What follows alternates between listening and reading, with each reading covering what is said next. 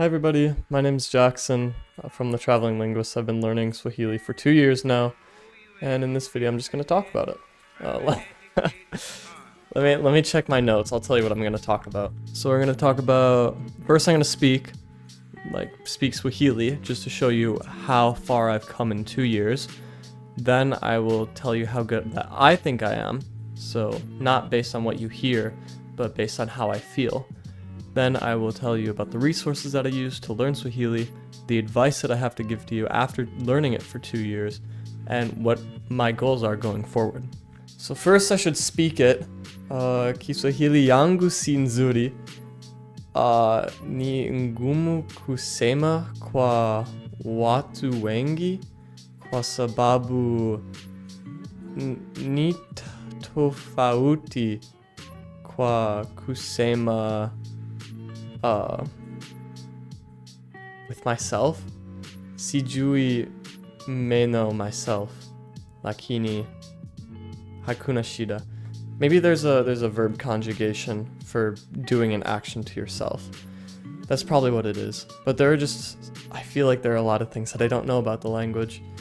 Because in concept, speaking, it seems like it'd be pretty easy, but when I go to do it with an actual person, I need to think of very specific things to say instead of things that go on in my head, and that makes it challenging, if that makes sense. So it's like what I have to say in my head when I'm talking to myself is pretty easy, as you just heard, but then as soon as I have to say something specific or try to express what I want to say in response to somebody, then it's very challenging for me. Little side tangent over. I'll try talking about my day, I guess. Leo niliamka, halafu niliona mpenzi yangu, halafu nilifanya mazoezi, halafu nilioga, nimechoka sana baadaye kufanya mazoezi, halafu sasa ninafanya video wa YouTube. Obviously, I don't know the word. Sijui meno kwa obviously. But yeah, that's just a little bit of how I speak Swahili. It's kind of good. It seems, I feel like it seems better than it actually is. Because I'm sure people hear me speak and they're like, whoa, you know Swahili. No, I don't. I don't know Swahili. If you want proof of that, go to my previous video that I released last week, because I hit 600 days in Duolingo, and I tried talking with somebody. Did not go well. But it's fine. So yeah, if you feel like you aren't progressing very quickly in Swahili, don't worry, you're not alone. Because I feel like I don't speak Swahili that well, I don't think. Even though it sounds like I'm progressing, I am significantly worse than you think I am. Humbly. Humbly, I'm not that good at the language. For studying for 2 years, I feel like I should know more. I think I really need to speak with people, and I think that would improve my Swahili a lot. Because I've been chatting with people on Tandem, so I'm pretty decent. My vocabulary is gradually growing, and my ability to recall words and my grammar is improving dramatically. I remember when I first started on Tandem, people couldn't understand me, and now I can be understood. So that's really, really good for me. Granted, I don't speak smoothly in a way that somebody would if they knew Swahili natively. Decrease me there. What?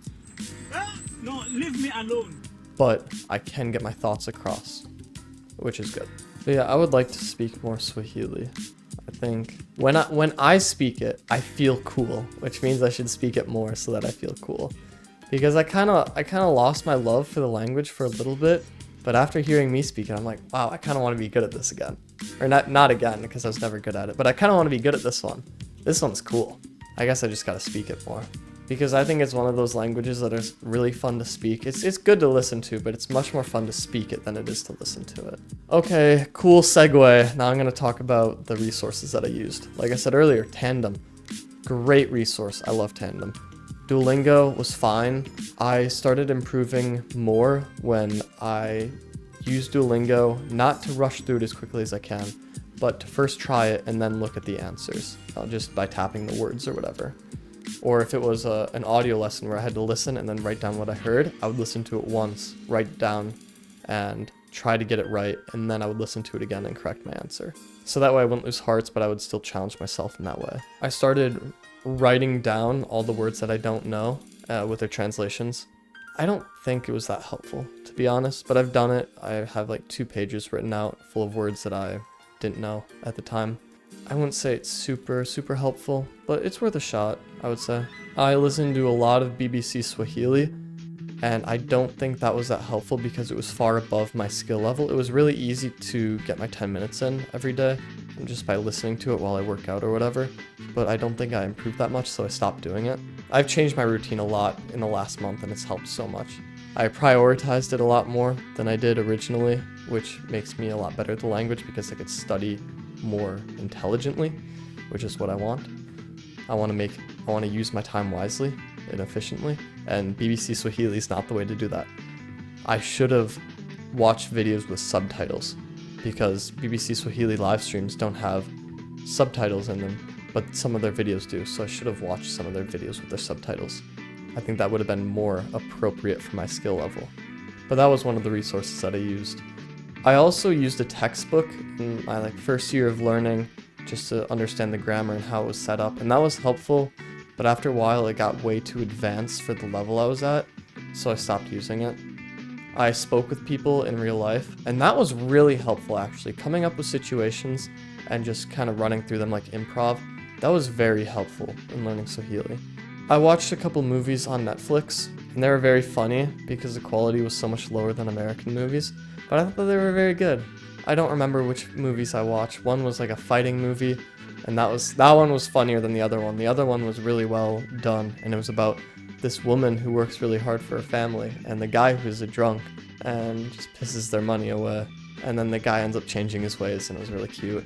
And I asked my friend from Kenya if that was true, if a lot of the times in rural Kenya, if they had the woman who was very hardworking and kept food on the table while the guy was a drunkard, and he's like, yeah, oftentimes that is what happens, which is really sad. Men, we gotta do better. Anyways, that's a rant, getting off topic. I used a lot of Google Translate. I used ChatGPT to write stories, and then I'd read them. That I also thought was very helpful, especially in increasing my vocabulary. And I think those are all the resources that I used.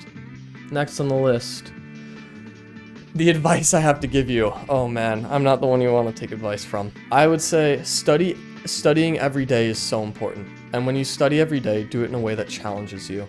Something you can understand but still challenges you.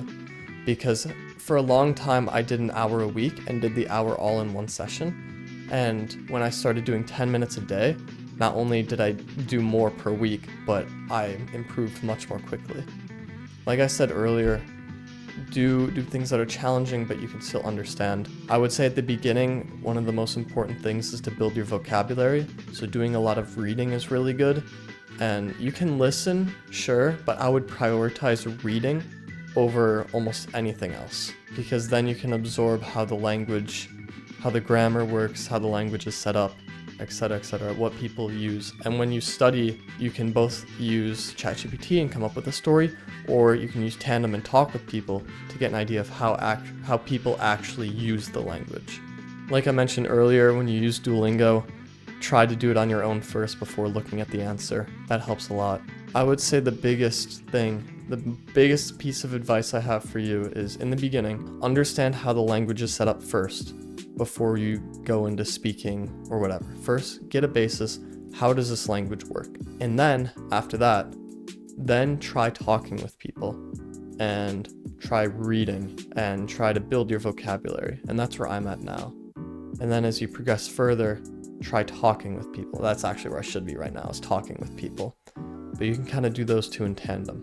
But I think it's really important first to get a grasp on how the language works, because it is very different from English. And I guess my last piece of advice is don't listen to BBC Swahili live streams as your primary source of practice.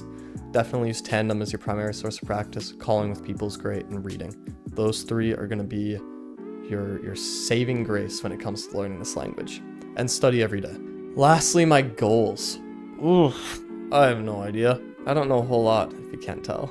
In a year, I want to become conversational, not to the level where I'm at Portuguese, but conversational enough, because I'm going to go to Brazil in late October of this year, and then next year, same time, so I can avoid the Midwest winters in the States, I'm going to go to East Africa. So I still have another year to study and to get somewhat conversational, build my vocabulary.